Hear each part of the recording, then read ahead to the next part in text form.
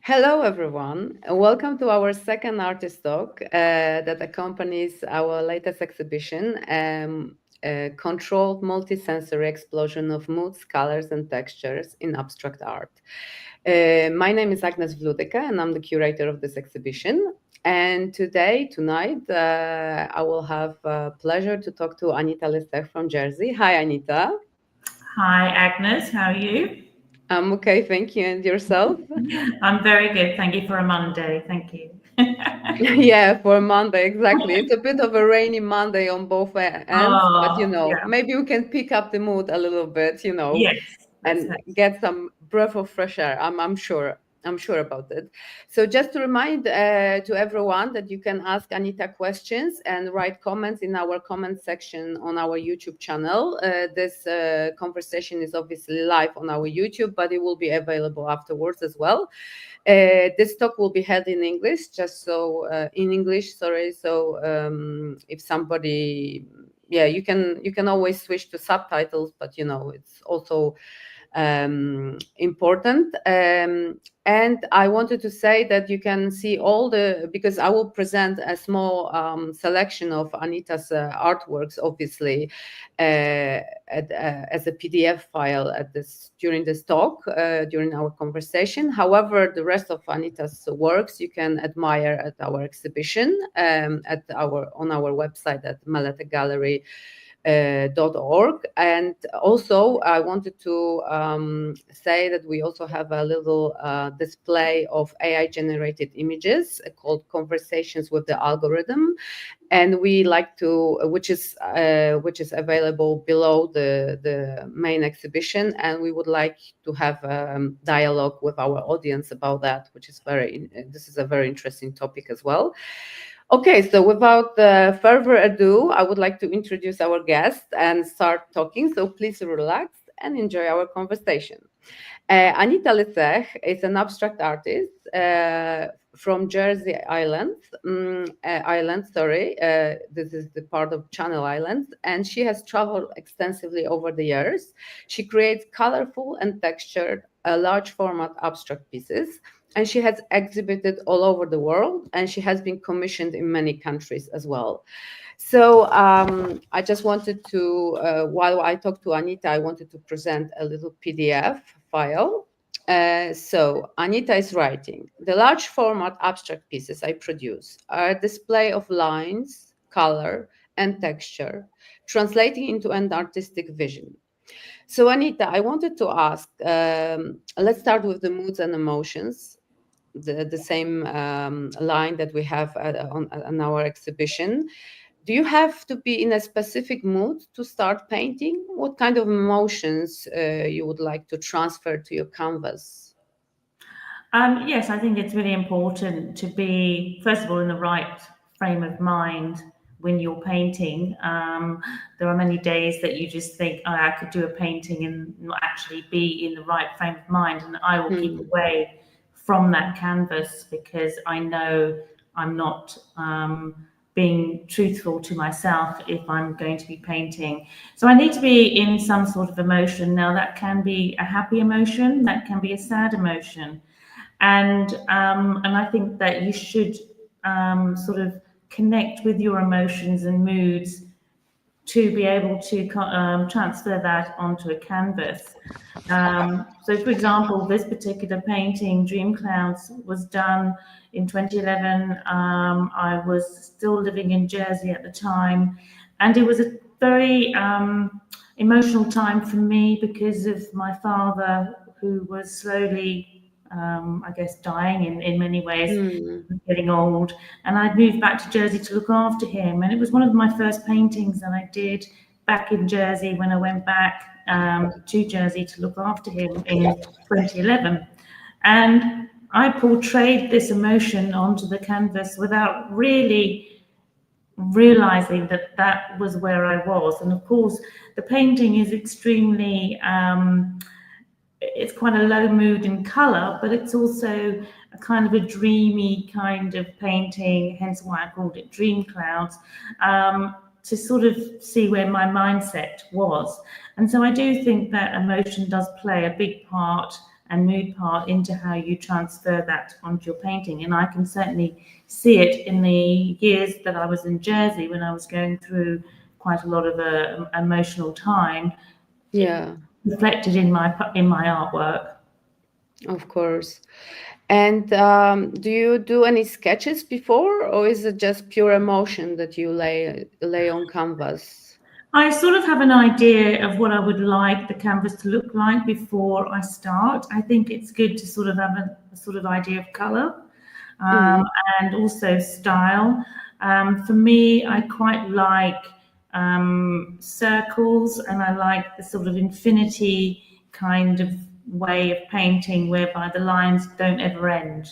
And as you can see in this painting in Continuum, it was really about starting in the middle and then getting bigger and bigger. And this was a painting that I did when I moved to France, to the south of France. I was in Nice then, and it was kind of perhaps another portrait of my emotions, which was, I wasn't really sure where I was going, but I knew that I started and I wasn't sure where I was going to end. So this is one of my favorite paintings, which I still currently have at the moment. And it's a very emotional painting as well. I understand. And this one, could you tell us something about this one? And this one was a very interesting art piece, because I've sort of never done this before. It's quite a lot of layering of acrylic paints to start with, and I wasn't really sure where I was going to go. So as you can see underneath, there's a lot of emotional colors under there, like fiery colors, bright reds and oranges and browns. And I really wanted to layer it with another pattern, which basically, again, as you can see, there is no end. And actually these the blue parts actually wrap around the whole canvas. So that's why it's called entrapment. I'm not sure what kind of emotion I was going through. Again, I just moved to the south of France. Again, I was probably thinking, I'm not sure where I am in my life, whether this was a good move or a right move, but it was certainly something that I wanted to experiment with, which was the layering of different pieces, different colors of acrylic. Yeah, of course. And actually putting a solid design on the top. But it was certainly one of my favorite paintings that I've ever done, because I think it really encapsulates what entrapment would be like. Yeah, it stands out definitely. But I also found this one very interesting. It's kind of like a part of it is empty, and we have this maybe mountain of something or of paint. Or could you tell us a little bit about this painting? Yeah, this was a painting. I'd seen a similar piece of art in Paris, and I really liked the sort of chiseled look of the painting. Now, this is one of my first paintings that I've done with just oil painting. Okay. And so this oil painting, as you know, is very, it's not as pliable, I don't think, as acrylic paint.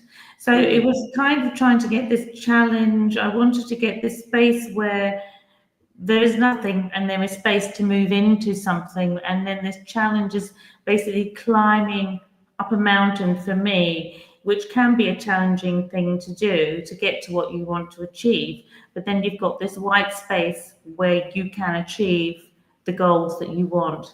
And so there is room for improvement, there's room for strength and improving in your life. And that for me, again, is another great painting that I did on the back of seeing a similar painting back in Paris, which was a kind of this open space, which if you look at all my other paintings, I haven't done that. No, exactly. No. But it was for me, again, 2016 says a lot about where I was mentally in moving to France, and maybe this was my subconscious actually coming through. Yeah, but it's also great that it's called challenge, but at the same time, it gives you hope and there is room for something new. That's fantastic. Yeah, of course. Yeah. So now we go to the colors. So my paintings are colorful and textured, ranging from deep, rich colors to neutral base tones. I push the boundaries of what can be produced on canvas. says Anita. So how much color is important to you, and how do you manipulate it to achieve the final result? You can see very strong colors in this example, for example. Yeah, I mean, this was done in Jersey, 2012. It was, I think it was a time of change for me. But I enjoy colors. I love colors. I think, you know, we have so many paintings nowadays that are quite beige and browns, and although I do like those sort of colors, I'm also a bright color girl. I do like to wake up a room, because my paintings are very large. They're around 120 by 150 centimeters. They do have a large presence in any sort of space, and so I wanted to express that, and I did these three paintings called Helter Skelter, just to show this sort of different colors on top of other colors. But there's also texture on there as well. If you see quite closely, I am using a form of texture, an adhesive, to give the painting a sort of 3D effect. But I wanted to bring out those three main colors, yellow, red, and blue, and I just wanted to, you know, let's mingle them all in with different backgrounds, but using those colors on top of that again to layer it. And I think Helter Skelter was a great name, because I think it's showing about, you know, how life can be very up and down, and emotions. Colors speak a lot of words. You know, red, we can see perhaps anger, but the yellows and the oranges a bit milder. Black is always a bit dark. And I just wanted to just throw that all on a painting so that every emotion was portrayed. And in actual fact, funnily enough, I sold two of these paintings to the same owner. They bought the yellow and the red, but not the blue. And then the blue was sold separately. Oh, no, it's a pity a little bit, because a triptych would be nice. Would have been nice, but but I prefer the other one. But yes, I think it's a chaotic way of looking at a painting, and I think it just shows sort of chaotic way of living these days as well. So I do like these paintings. There was a lot of emotion and mood put into it, and the backgrounds behind kind of gave you a sort of idea. So the yellow would have been a bit of a bright, happier time. Blue was a bit more mild, and red again was something that perhaps you can interpret to be, opens conversations. I think red is a really good color when you're painting. I think that it really induces conversation. It's quite an angry color, and I do enjoy painting with red. Yeah, I just wanted to say to our viewers that you can see the texture at the exhibition, because obviously I can't show the texture on the PDF. So so do you use colors? Because you said before that you try to have a palette in mind sometimes, and you like rich colors, but here we see kind of gold, beige, maybe a bit brownish colors. So do you use color intuitively, or do you have a specific palette in mind before painting all the time? Or is it just sometimes that you have something specific in mind? And how do you push those boundaries of what you present on the canvas? I think that, depending where you live and depending on your environment, I'm living in the south of France, you do see a lot of wealth, and I think gold came into play. I did see a lot of artwork that portrayed a bit of gold in it, and so I thought I'd experiment with the color gold, but I pushed the boundaries by putting quite a lot of heavy adhesive and texture on this painting.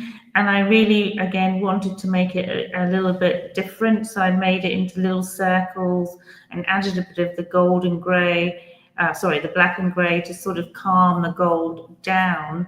A lot of people have described this painting as oysters or corkscrews. I kind of probably think it was corkscrews, because I enjoy the white wine here in the south of France. Maybe subconsciously I was thinking of that, but I think that to me, again, it's another one of my favorite paintings. It's lots of texture, and the goal definitely for me, I think, was interpreting where I lived at the time, where there, exudes a lot of wealth and money around, and maybe gold was the thing that was on the back of my mind. I'd never worked with gold so much before, and it was well received. So for me, that was really a good experiment, because it's different types of gold. It's not just one. It's like brass, of course, that sort of thing. So I really like this painting. It's one of my favorite paintings again, and it just tells a story of probably, maybe for me, maybe going out too much and having a good time. Well, enjoying yourself, after the turmoil that happened in 2016 when you just moved, you had a little bit of fun. It's very different. It's very different, and a lot of people, when I exhibit this painting, are always drawn to this painting because they just don't really understand where I got this idea from. But equally, for me, it's a painting about how everyone interprets it, and as I said, people look at it and think it's oysters or shells, or corks or things like that. And for me, I like that kind of difference in how people interpret my artwork. Yeah, of course. And that, of course, is not only of your gold paintings, because you have also black on gold and gold on black. So fantastic. And you said before, obviously, about the where do you get your ideas from, but where else do you get the ideas from? Because I know that you travel extensively, so do you get ideas? I travel a lot. I also visit a lot of galleries. I go and see lots of buildings, architecture. I sort of, keep up to date with what's going on in fashion and things like that. But I think it's good to sort of think out of the box sometimes and push those boundaries. But I also, you see what people like. A lot of people like nature. A lot of people like the sort of interpretation of perhaps a field of flowers or a forest or something like that. That is also quite in fashion at the moment. And I also like flowers and that sort of thing. But I think my inspiration is just through traveling in the past, and I continue to travel as much as I can. And I just like, as I said, colors and textures. For me, depending where I am, I get influenced by those ideas and what I've seen, and I remember what I've seen. And do the travels affect the colors that you use afterwards? Are there any particular countries that that influence more vibrant colors, and then the others maybe more neutral tones? Yeah, I think more neutral tones really are perhaps places in cities that there is a kind of a neutral tone. Whereas if I'm on an island, or if I'm traveling and I'm more in the countryside, then the colors will come out from where I am at that time.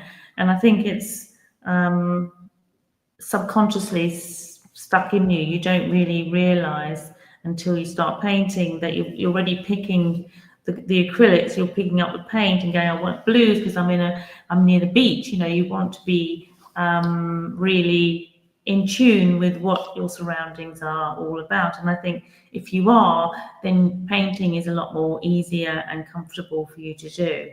So these ones, Evening Meadow, again, I was still on the island of Jersey, and I really liked the sort of evening meadowy smells that you get when you go for a walk.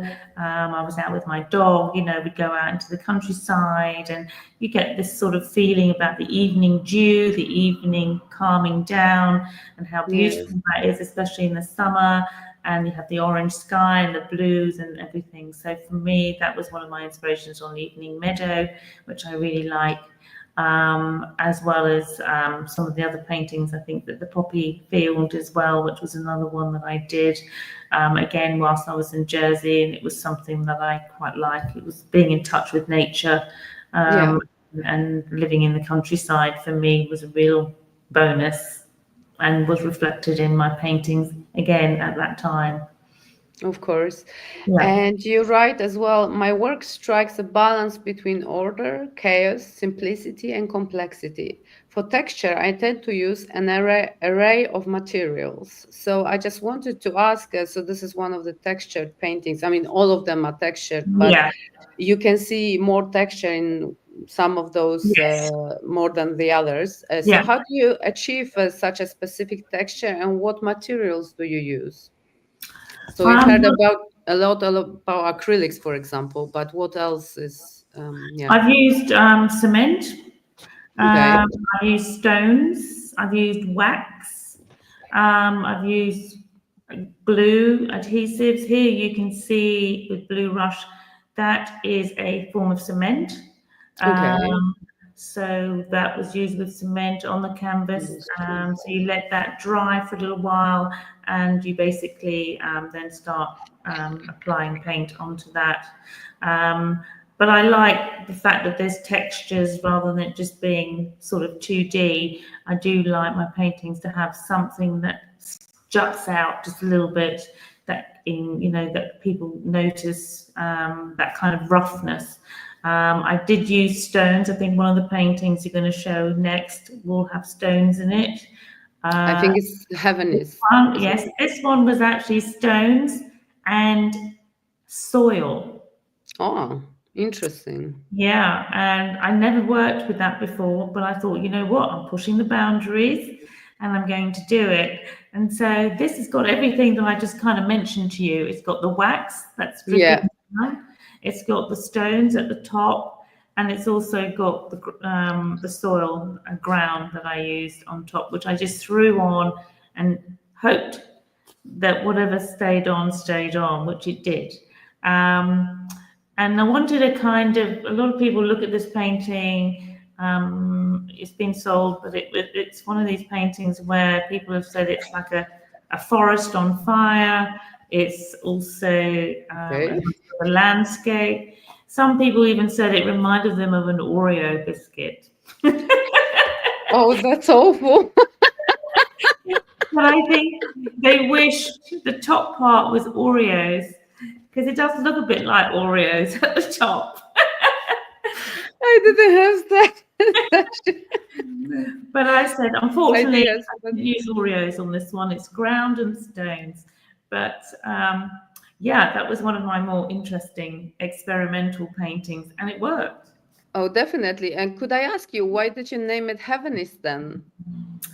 Because for me, it was kind of between heaven and maybe something else. I'm not sure, but I just thought it was heaven. A lot of people were saying that it was, if it had been what they thought it was, it would have been heaven.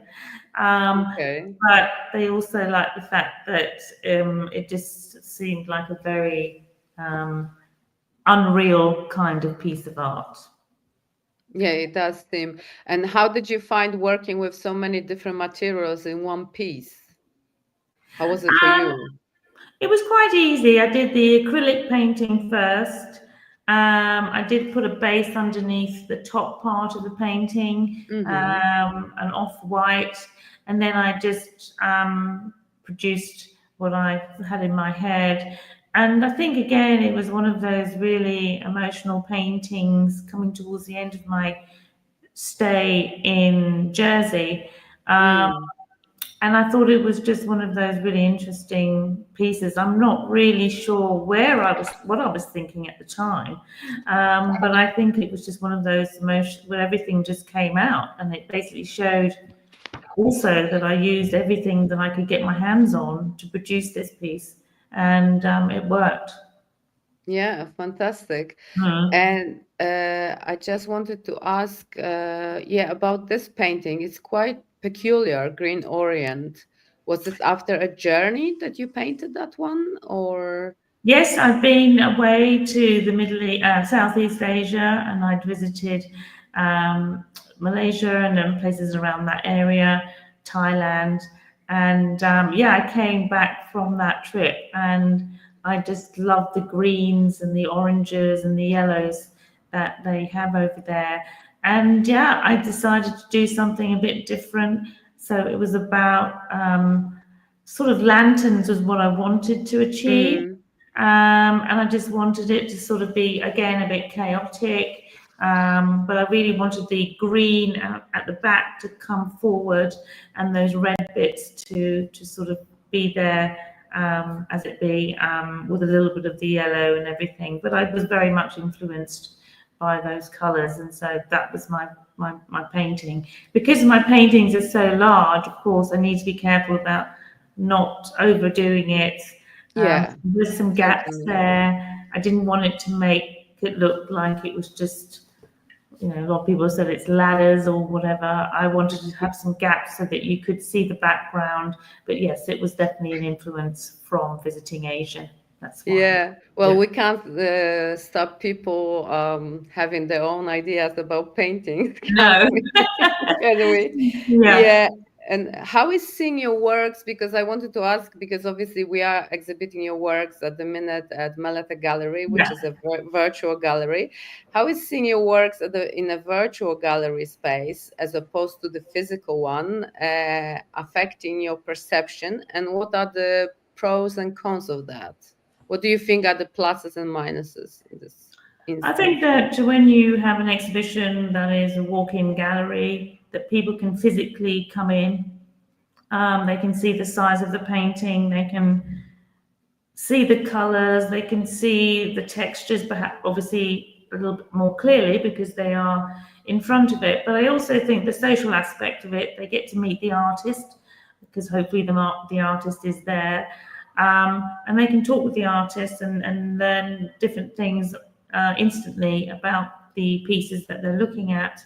So I think for me, it's more of a personable experience for the guests, but also for me as an artist to meet those people who come and visit and see my art. But also the cons are that, you will may say, you may see people that don't like your artwork and will say that to you. There is, that kind of thing where maybe people don't turn up and you're sitting in the gallery waiting and that sort of thing. So I think that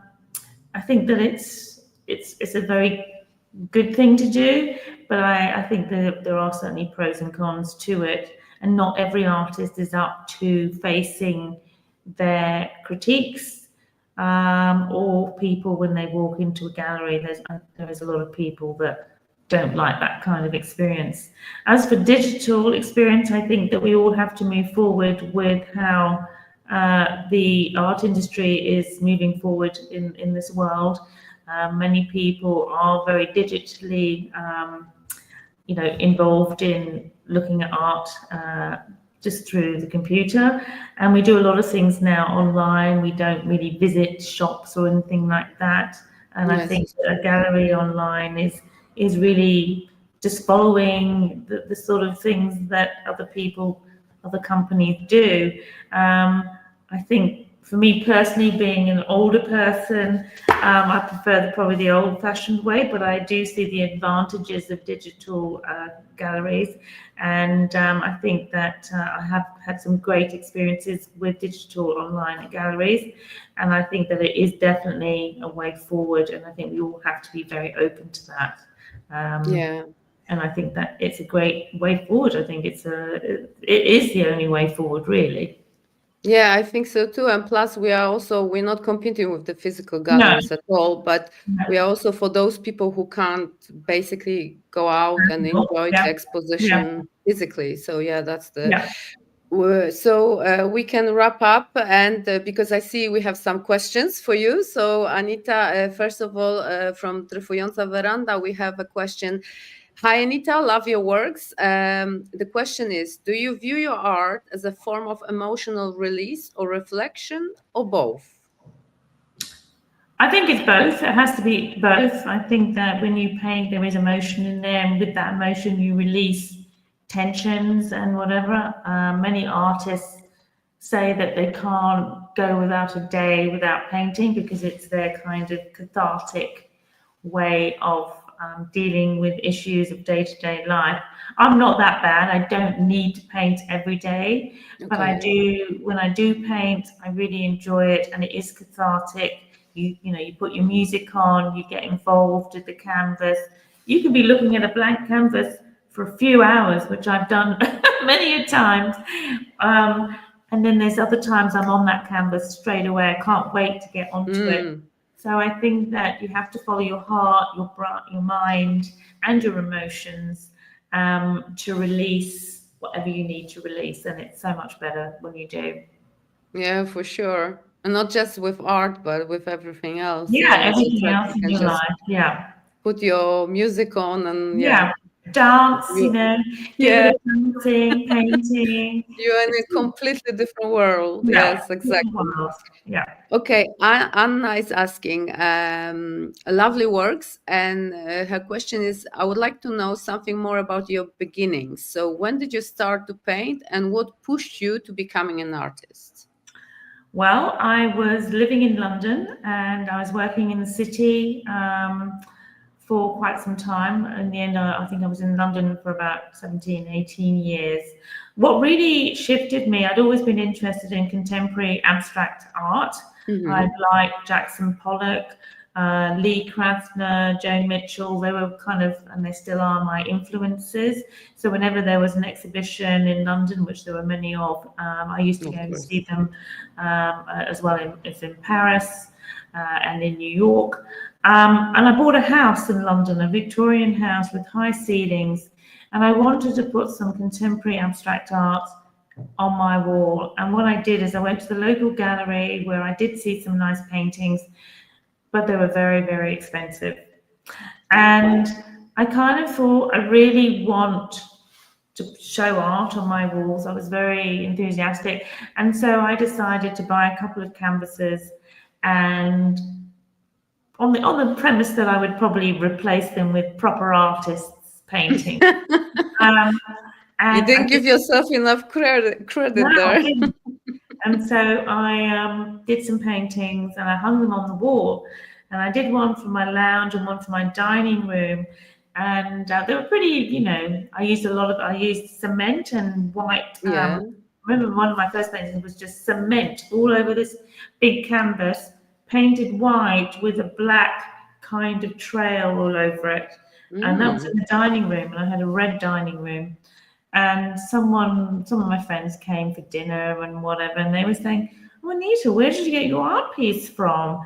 And I kind of just said, well, I kind of lied, and I said, well, I bought it from the gallery. Well, how much do you think I paid for it? And someone said, oh, you must have paid about £1,000 to a couple of friends saying, I wouldn't have paid £20 for it, you know. But it was quite interesting because then I kind of realized actually for the very first time, art is in the eye of the beholder, isn't it? And of course, I think that I love that painting, but for some people it wasn't them, and I was okay about that. I was fine. Yeah. And so I started painting for the lounge and other places. I really enjoyed the process of painting. I was working in a very stressful job in London, and it was for me again, you know, very cathartic, and I actually started to enjoy it. And that's when I started to start selling some of my artwork to friends.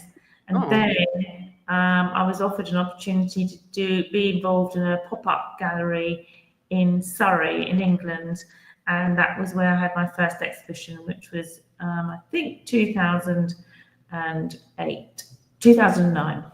2009. Fantastic. Well, that's quite of a journey. Yes. And here you are today, 2025, and you're exhibiting all over the world. And you get commissioned a lot. Fantastic. Yes. It's such a lovely, lovely journey. And I think everybody got a lot of information from our conversation. Yeah. I certainly enjoyed it a lot. I enjoy looking at your pieces, obviously in our gallery, but also physically. But yeah, I mean, I think this is a lovely way to finish our talk. And thank you so much, Anita, that you came to our gallery, that you agreed to exhibit with us.